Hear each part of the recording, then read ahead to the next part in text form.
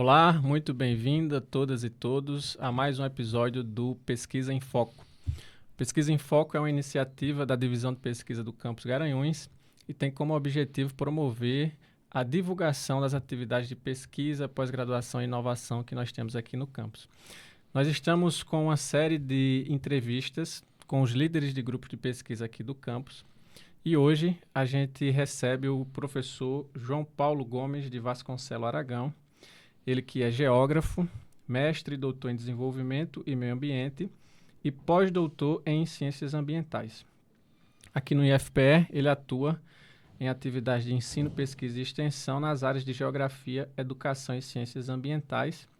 E ele é também o líder do grupo de pesquisa que nós vamos debater hoje as suas atividades, que é o Observatório ELO, Núcleo de Estudos sobre Meio Ambiente, Sociedade e Espaço. Professor João Aragão, muito bem-vindo, obrigado pelo seu tempo, pela disponibilidade para conversar conosco hoje.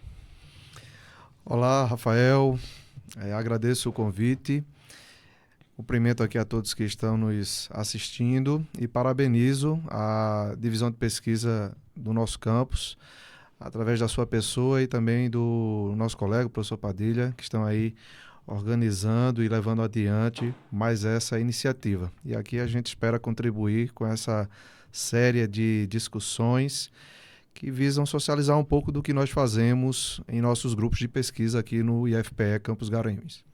Perfeito, obrigado, professor João. Então, para a gente começar, eu queria iniciar do início, vamos dizer assim. Queria que você contasse um pouco para a gente qual foi, né, o contexto, o histórico, a motivação para a criação desse grupo de pesquisa do Observatório ELO aqui no campus, né? Trazer para a gente um pouco aí desse histórico e desse início. Assim, enquanto instituições responsáveis por desenvolver pesquisa, ciência, dentro desse contexto de educação, nós, nos institutos federais, nos dispomos a construir iniciativas as mais diversas, né? Nas salas de aulas, com os nossos estudantes de nível médio, nível superior, pós-graduação, e também em projetos, em programas que envolvem pesquisa e extensão. Nesse amplo universo que é o da pesquisa científica, uma das possibilidades de organização e sistematização de todo o trabalho é por meio de grupos de pesquisa, atividade que no âmbito do Brasil conta aí com a orientação do Conselho Nacional de Desenvolvimento Científico e Tecnológico, né? Então, eu diria que diante dessas possibilidades, nós vimos como muito interessante e pertinente, onde trabalhamos, construir uma proposta de grupo de pesquisa que pudesse, dentro da nossa área de expertise, onde a gente se dedica a estudar já há algum tempo, desenvolver ações que pudessem congregar pesquisadores, e nesse caso, especialmente das áreas de geografia e ciências ambientais, e estudantes, né, para poder desenvolver trabalhos, especialmente de pesquisa, dentro desse universo, digamos assim, institucional e de ciência, né? E o IFPE, que é uma instituição que integra, né, a Rede Federal de Educação Profissional, Científica e Tecnológica, também tem essa vertente, né? Então, isso nos possibilitou, com base nas normas e regras institucionais para a criação de grupos, desenvolver essa proposta de grupo de pesquisa, que se chama Observatório ELO, Núcleo de Estudos sobre Meio Ambiente, Sociedade e Espaço, mais ou menos ali em setembro de 2018, e desde então, de uma forma contínua, ininterrupta, desenvolver várias atividades, sobretudo de pesquisa, mas também de extensão, de ensino e com algumas pegadas, eu diria assim, na inovação e no empreendedorismo também. Maravilha. Então, 2018 já são 8 anos, quase 8 anos de atividade ininterrupta aí do grupo. Acho que um dos grupos mais antigos em atuação no campus, né? Das entrevistas que a gente fez, o professor Valfrido colocou o grupo dele como o mais antigo em atividade. Eu acredito que o seu seja o segundo mais antigo aqui no campus. Então, parabéns pela persistência no tempo aí dessa atuação. Eu queria que você falasse um pouco também a respeito da influência da sua formação, você que tem doutorado em geografia, pós-doutorado também na área de ciências ambientais. Qual a influência dessa formação em nível de pós-graduação que você tem na atuação e também na motivação para a criação do grupo? Eu pergunto isso porque a gente tem, de maneira muito frequente, né, a vontade dos pesquisadores que finalizam sua pós-graduação e dar continuidade às suas linhas de pesquisa. E aí eu queria saber se foi isso que aconteceu no seu caso também e se isso vem influenciando a atuação do grupo. Eu diria que, em uma boa medida, isso foi importante, né? Porque um grupo de pesquisa, a gente parte do pressuposto que um grupo de pesquisa ele deve ser liderado por alguém que tem uma experiência acadêmica, profissional, naquela área a qual o grupo visa contribuir, com seus estudos, com suas pesquisas. Então, muito ao contrário de ser algo incomum, eu diria que é bastante frequente a gente ter grupos de pesquisa onde o líder, aquela pessoa que é o coordenador, a coordenadora, já tem ali um histórico, né, desde sua graduação, muitas vezes, mais frequentemente desde o seu mestrado, seu doutorado, naquela área, né, que pode ser a grande área do conhecimento, em alguns casos, ou uma área mais específica. No caso do Observatório Elo, né, eu retomo alguns anos antes, quando eu ainda era do Instituto Federal da Paraíba, quando eu entrei na rede de educação profissional, né, científica e tecnológica, em 2015. Lá também é possível criar grupos de pesquisa, e eu criei um grupo chamado GeoAmbi, que era o grupo de pesquisa Geografia e Meio Ambiente. Então, semelhantemente ao Observatório Elo, com o mesmo foco de estudo, né? A gente desenvolveu um trabalho ao longo de 3 anos, mas eu migrei, né, aqui para o IFPE. E os grupos de pesquisa, eles são cadastrados junto à instituição onde nós trabalhamos, né? Então, lá o GeoAmbi, ele era certificado junto ao CNPq pelo IFPB. Então, eu não pude trazer ele para cá. Eu repassei a liderança para um colega da geografia, o Paulo Tavares. E aqui, quando cheguei no IFPE, eu precisei me contextualizar sobre qual era o processo, né, para a criação de grupos. Fiz isso e criamos, então, o Observatório Elo, né, que, assim como o GeoAmbi, toma como base a grande área da geografia como um ponto de partida.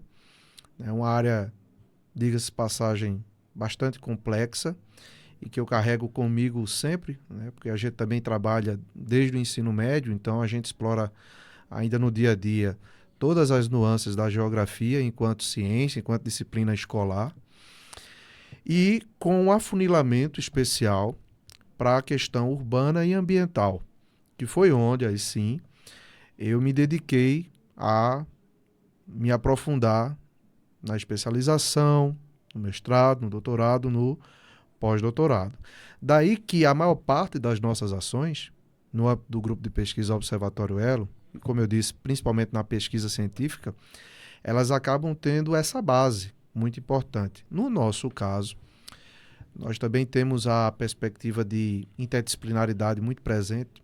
A gente não se fecha de forma alguma a outros diálogos, né, com outras possibilidades, até para que a gente possa também dialogar com as áreas profissionais, com as áreas propedêuticas que formam o nosso currículo institucional. Então, a gente busca, por exemplo, no âmbito das práticas de pesquisa, nas práticas de extensão, de ensino, de inovação, de empreendedorismo, dialogar com as áreas técnicas que existem aqui no nosso campus, dialogar com as outras áreas propedêuticas, fazer estudos também que relacionam-se com a questão pedagógica, no âmbito da educação escolar, mas sempre tendo como ponto de partida esse ponto que eu considero mais seguro, até porque é onde nós tivemos, né, a nossa formação, digo eu, e os outros colegas pesquisadores, a geografia, né?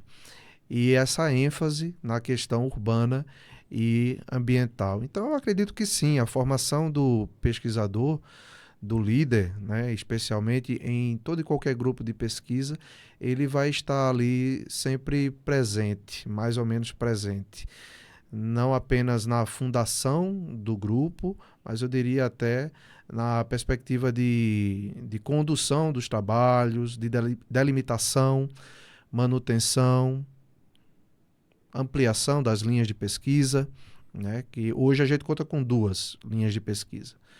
Aqui foca mais na questão da geografia, da educação, da análise espacial dentro de um contexto de educação ambiental, né? Dialogando bastante com a questão ambiental, e uma outra linha que é mais propriamente dentro da geografia, que é a linha de estudo das relações entre sociedade e natureza. Nela também a gente tem uma discussão importante ambiental, mas essa se aproxima, eu diria, muito mais da teoria geográfica, enquanto que na outra a gente dialoga mais com a questão ambiental, né? Mas, assim, é algo que de fato é muito presente nos grupos de pesquisa e mesmo no nosso, onde a gente tem esse diálogo com a perspectiva interdisciplinar, com outras áreas, não deixa de ser importante também. Perfeito. É uma pergunta de quem é leigo na área, né? Quando eu cheguei aqui, que eu tomei conhecimento do Observatório Hélio, eu imaginava que você era da área de meio ambiente, porque a gente tem aqui, né, um eixo tecnológico de meio ambiente, com professores da engenharia ambiental, engenharia florestal, etc. E aí eu imaginava isso, mas o estudo do meio ambiente, ele é também uma área da geografia, correto?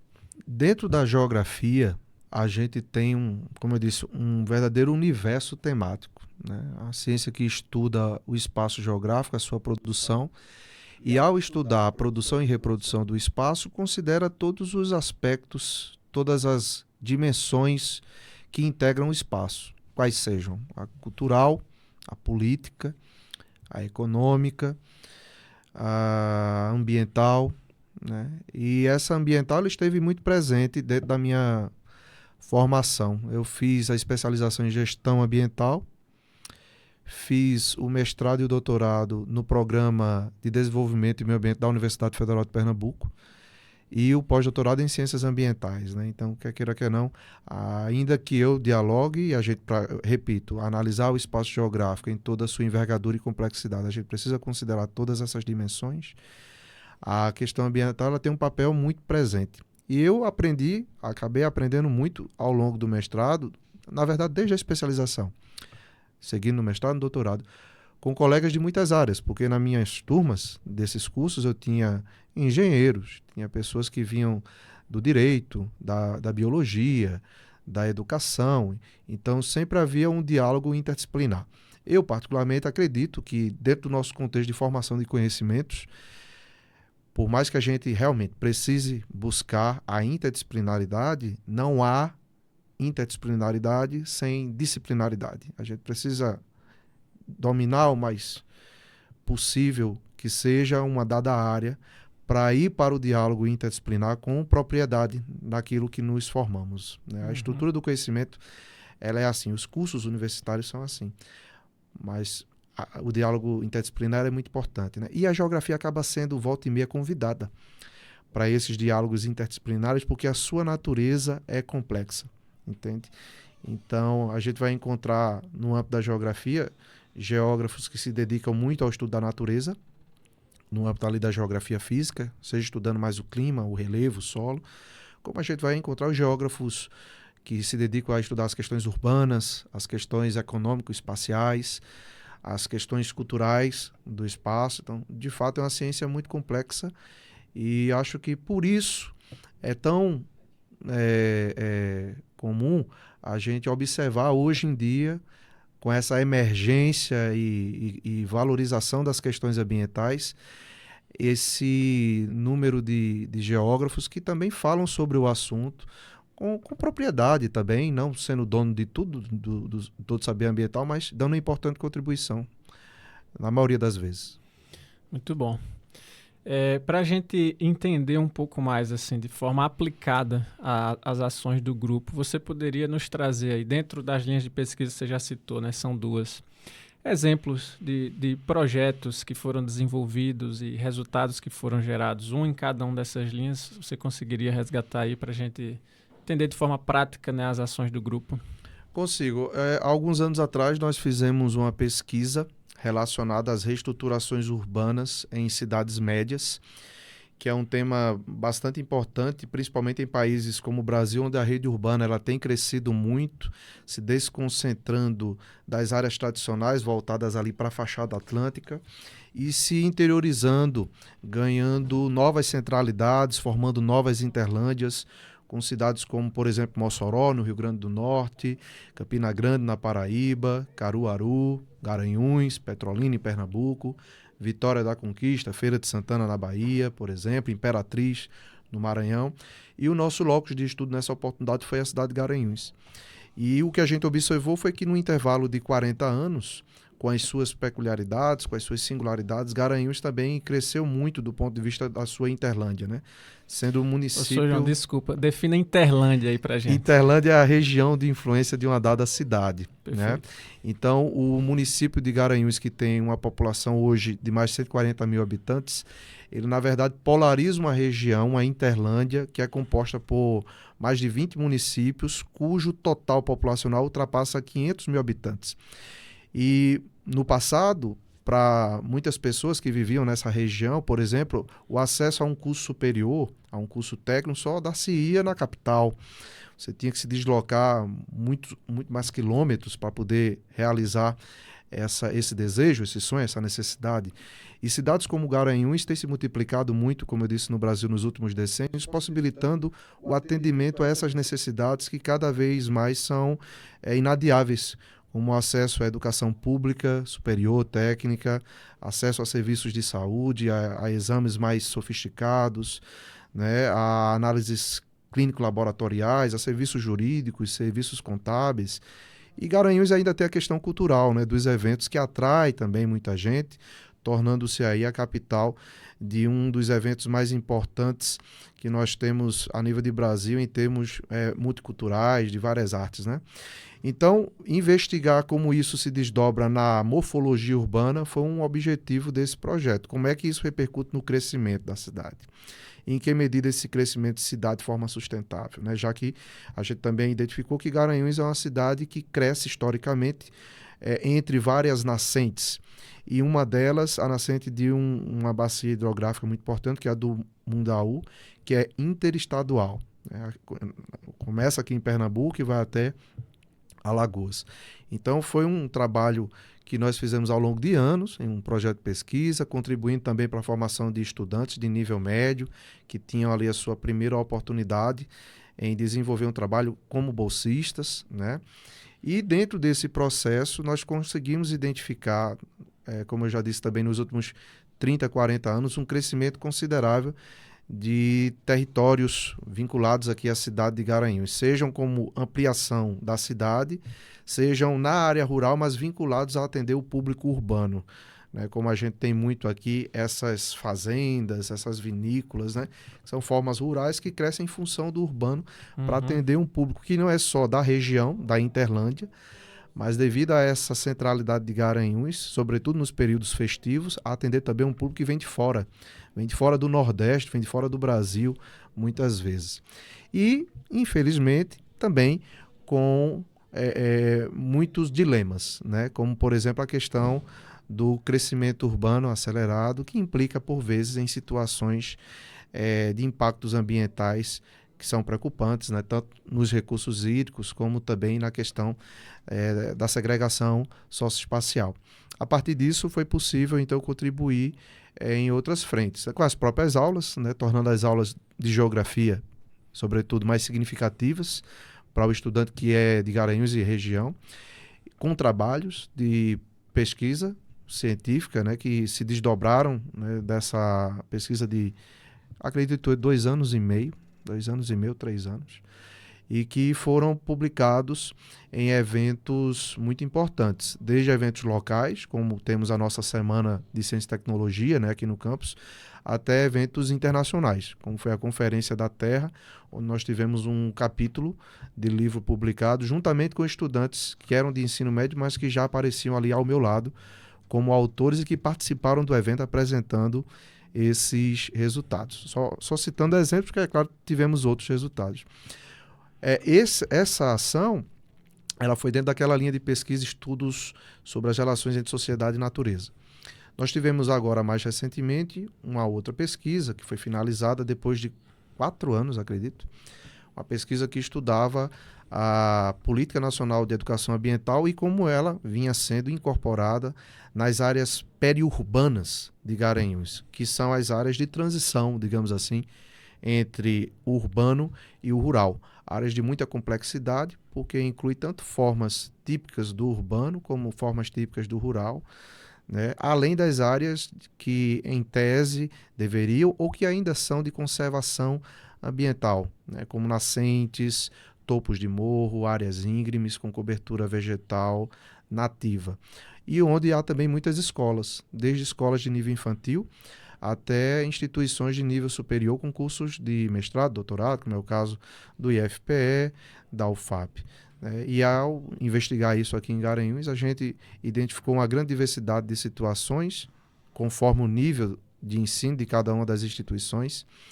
Identificamos também características extremamente diversas dessas periferias, com inúmeras situações que, do ponto de vista didático-pedagógico, são muito interessantes para trabalhar a educação ambiental à luz da Política Nacional de Educação Ambiental em cada uma dessas instituições, considerando o nível de desenvolvimento cognitivo, né, do público, desde as criancinhas até os adultos, né, e podemos dar uma contribuição dentre tantas, com o desenvolvimento de uma cartilha digital, onde a gente traz recomendações para uma praxis de educação ambiental que considera o que nós temos na Política Nacional de Educação Ambiental e que considera também essas especificidades das áreas periurbanas, né, enquanto territórios em que se desenvolvem também instituições de ensino que precisam promover uma educação ambiental que seja significativa. E, para tanto, é importantíssimo conhecer os problemas que existem onde está cada instituição e desenvolver de uma forma didática e pedagogicamente adequada isso com os estudantes. Então foi um projeto que a gente trabalhou bastante essa coisa da interdisciplinaridade e que pudemos também tocar bastante na questão ambiental, né? E aí já relacionando com a nossa outra linha de pesquisa, que é essa que trabalha a geografia escolar, educação ambiental. Muito bom, acho que foram 2 exemplos aí bem interessantes, né? Você ia falando e eu pensando aqui na importância desse tipo de pesquisa sendo desenvolvida aqui no nosso território. Um território que ainda é pobre em termos de desenvolvimento científico, tecnológico, temos poucos doutores aqui, mas a importância da gente ter um grupo de pesquisa fazendo esse tipo de análise, esse tipo de estudo do nosso território, né? Tanto para gestores, que eu imagino que esses produtos aí que você citou, eles são muito interessantes no sentido de subsidiar ações dos gestores locais, dos gestores municipais, como também na própria formação que nós estamos oferecendo aos estudantes aqui. Não só os que estão envolvidos aí nas pesquisas, mas os que estão passando pelas suas aulas de geografia, né? Você não está falando do que está no livro, mas está falando de algo que você está realmente ali produzindo. Eu acho que isso tem uma diferença muito impactante para o processo de ensino e aprendizagem. Muito importante, realmente. Muito importante. E só complementando, viu, Rafael?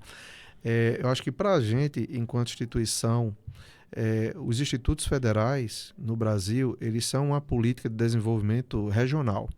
A gente não tem, por exemplo, IFPE em todos os municípios. A gente tem geralmente em municípios que são centros regionais, que contam ali com a capilaridade da própria rede de conexão entre as cidades para os estudantes virem.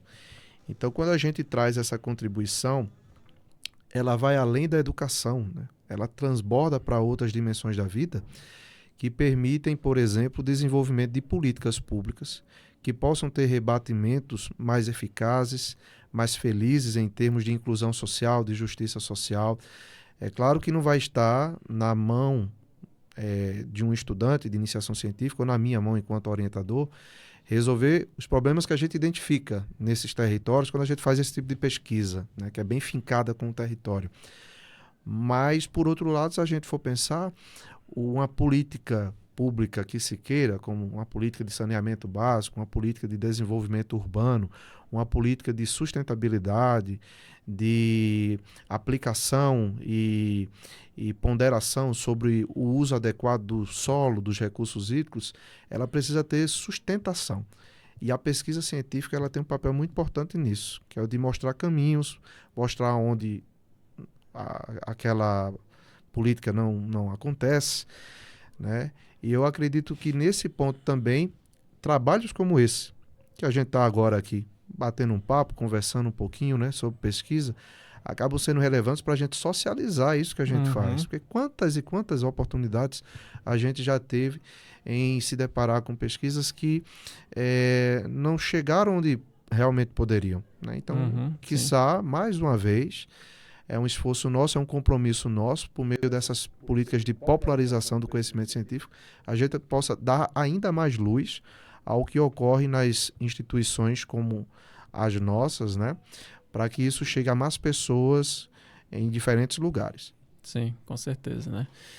E até em conversas que nós já tivemos com gestores, né, locais, a gente percebe assim, que muitos dos desafios que eles têm no dia a dia da gestão deles vão encontrar respostas justamente nesses trabalhos, que tiveram um tempo ali de parar, se debruçar, coletar dados, analisar e conseguir, a partir disso, uma resposta científica, né? E não uma resposta momentânea daquela visão mais rasa. Então, acho que realmente, além de todos os desafios que a gente tem como pesquisador, essa questão de levar essa produção, né, para o máximo de público possível é também uma coisa que a gente tem que se atentar, para que a pesquisa consiga ter toda a repercussão, né, que ela tem o potencial de ter.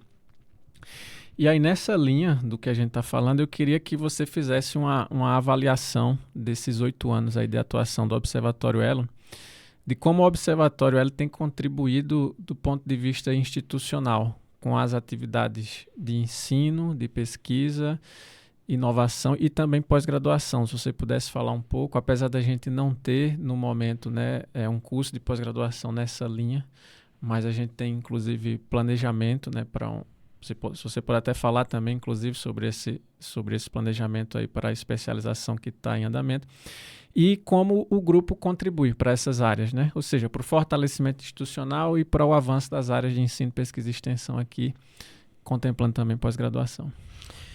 Eu me sinto muito, como eu posso dizer, feliz com essa possibilidade que a gente tem em trabalhar aqui no Instituto Federal de Pernambuco, que é o de poder contribuir em muitas frentes, né? Então, assim, a pesquisa, eu diria que é o carro-chefe do Observatório Elo. Os projetos de pesquisa que nós temos desenvolvido têm permitido a gente angariar recursos, por exemplo, sobretudo para subsidiar bolsas a pesquisador, mas principalmente a estudantes. Eu acho que hoje, fazendo um cômputo geral, nós já ultrapassamos a casa de mais ou menos R$220 mil angariados junto à Fundação de Amparo à Ciência e Tecnologia de Pernambuco, junto ao IFPE, para contribuir para o desenvolvimento dessas pesquisas com estudantes do ensino médio, principalmente, que encontram aí a possibilidade de desenvolver uma prática de pesquisa em paralelo ao seu curso e recebendo um auxílio, uma bolsa, né? Esse é o nome que a gente utiliza, para guiar aí a sua participação ao longo de pelo menos um ano, que geralmente é o prazo em que duram esses editais.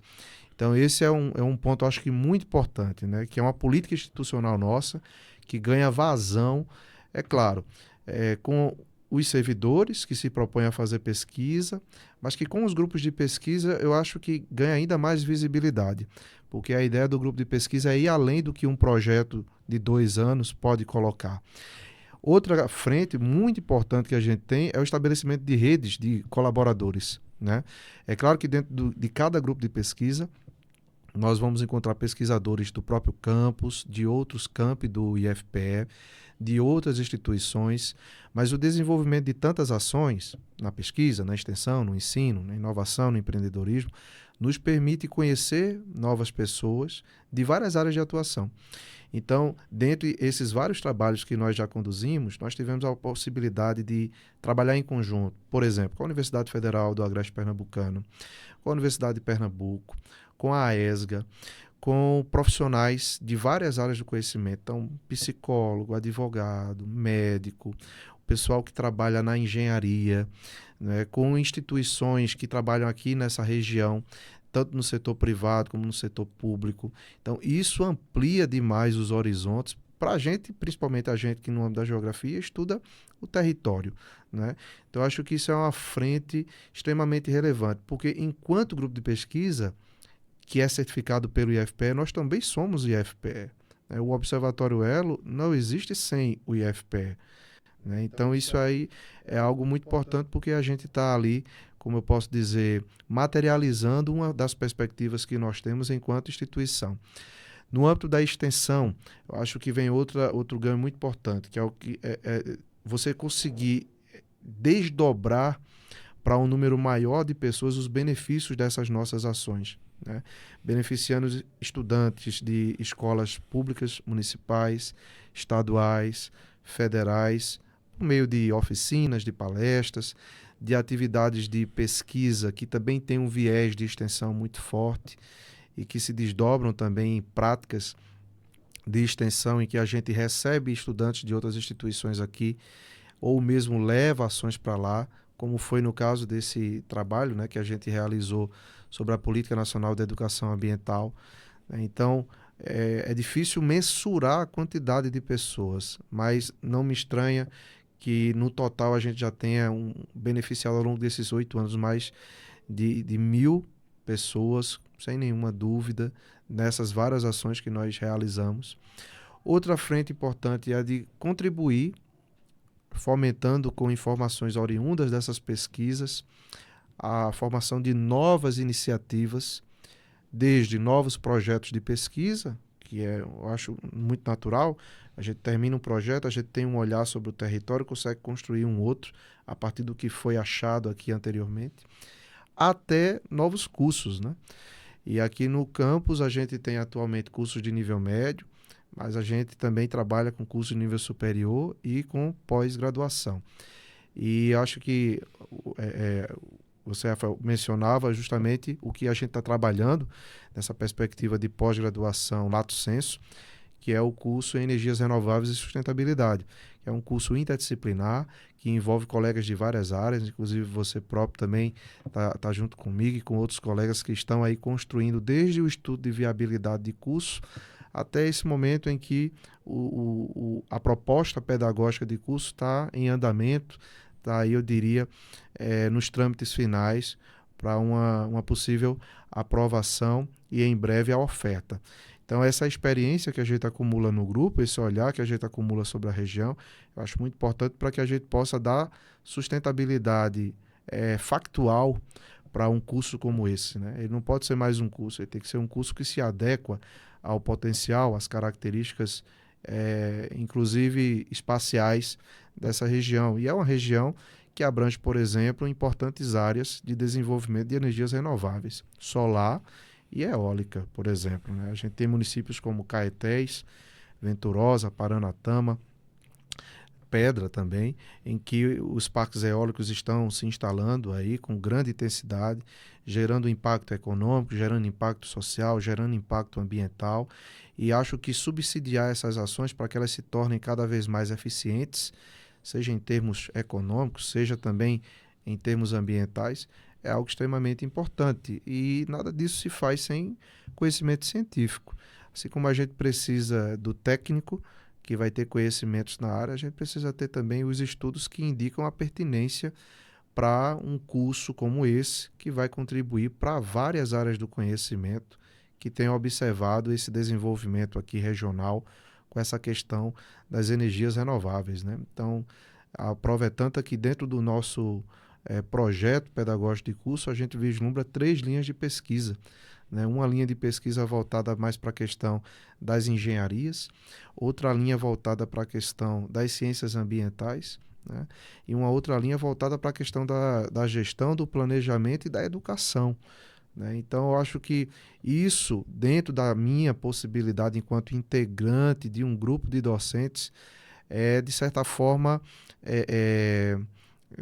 revigorado com as pesquisas que eu já pude conduzir anteriormente e que atestam, ao mesmo tempo, uma grande viabilidade devido às características ambientais dessa região, né?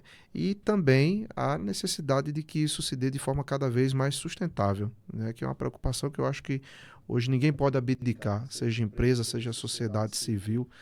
Então, um curso como esse, ele acaba sendo, em certa medida, também o resultado das ações de grupos de pesquisa como o que eu lidero, como o que você lidera, que também vai contribuir com esse curso, como o que o nosso colega, o Diego, também lidera. Então, assim, as ações são muito variadas, né?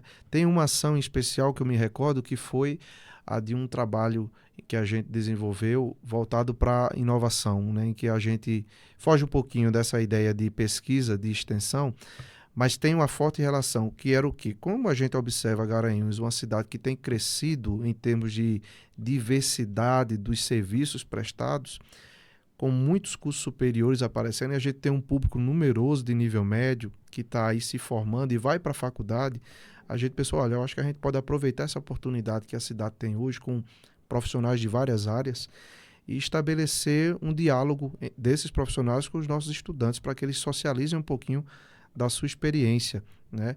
Então, foi uma ação muito interessante que nós fizemos e que permitiu aqui no nosso campus recebermos, por exemplo, médicos, pessoal da engenharia, pessoal da psicologia, pessoal do direito e falando mesmo, né, como era essa experiência para os estudantes. A gente fez antes um levantamento também, né, com os estudantes, quais os cursos que vocês gostariam de fazer se fosse amanhã o momento de entrar na universidade.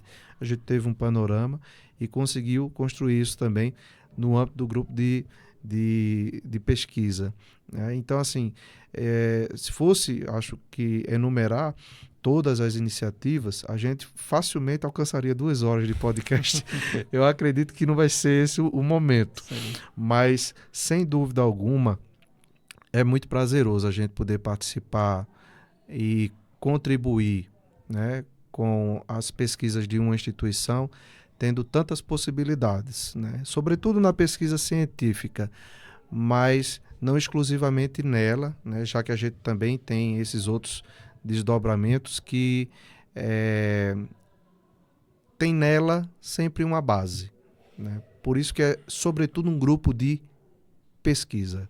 Uhum. Né? A gente tem os núcleos de extensão, nós temos as possibilidades dos trabalhos de ensino, as monitorias, mas eu acho que um grupo de pesquisa, ele é um grupo que não se satisfaz com o que está posto. Ele está sempre indo atrás e sempre buscando contribuir com o conhecimento, né, para que a gente tenha nossos objetivos enquanto instituição alcançados, né? Sim, e devido à questão da indissociabilidade que a gente tanto fala, né?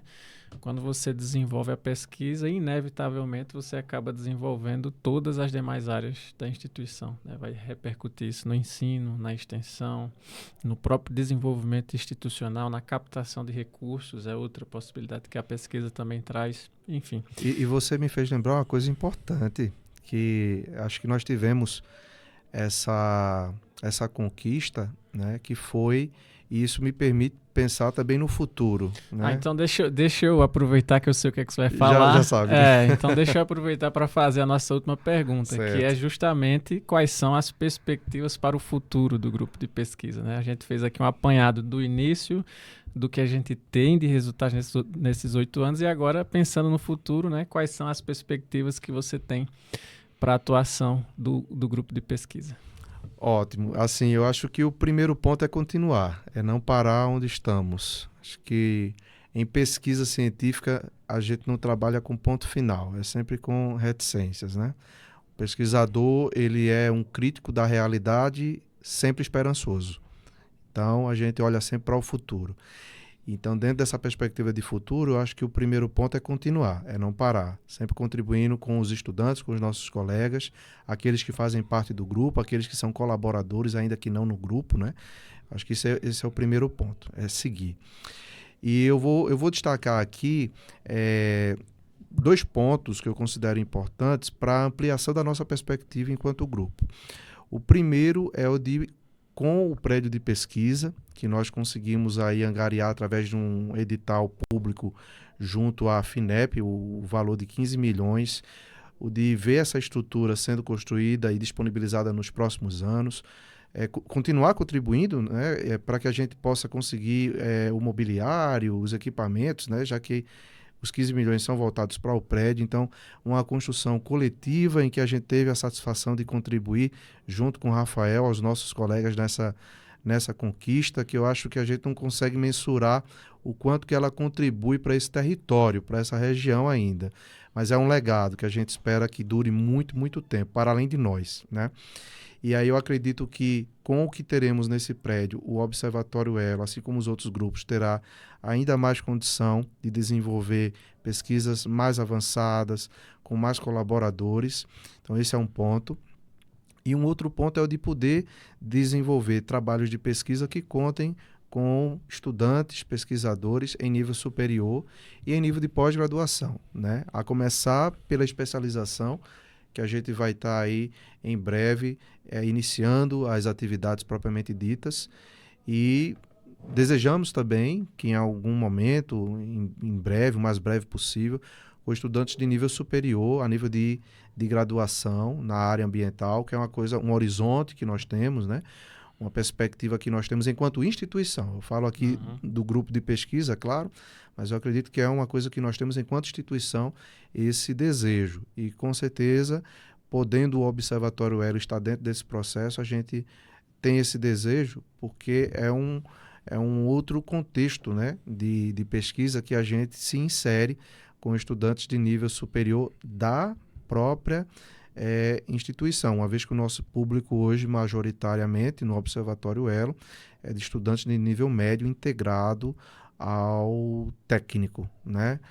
Sobretudo em meio ambiente. A gente tem também de outras áreas, mas sobretudo de meio ambiente. Então, acredito que com esses 2 pontos, e somado à questão da especialização, né, em energias renováveis e sustentabilidade, a gente tem um olhar para o futuro por esse caminho. Se eu fosse elencar aqui algo que eu considero sempre necessário para que isso possa ganhar corpo o mais rápido possível, é a gente continuar lutando por recursos, não apenas no âmbito do IFPE, mas no âmbito externo, como já temos feito e continuaremos precisando disso, né, para poder angariar aquilo que ainda não temos, né, e para poder interiorizar os investimentos em pesquisa científica, que ainda, claro, são muito concentrados nas capitais, nos grandes centros de pesquisa, mas a gente nota que Garanhuns, com a UFAP, com a UPE, com o IFPE, tem conseguido ampliar a margem de recursos, né, trazidos para cá, por exemplo, como fizemos e continuamos agora com as bolsas, né, obtidas junto à FACEP, ao CNPq, né, e agora, mais recentemente, com essa grande conquista junto à FINEP. Então, com certeza, a gente tem boas perspectivas para o futuro. Muito bom, muito bom.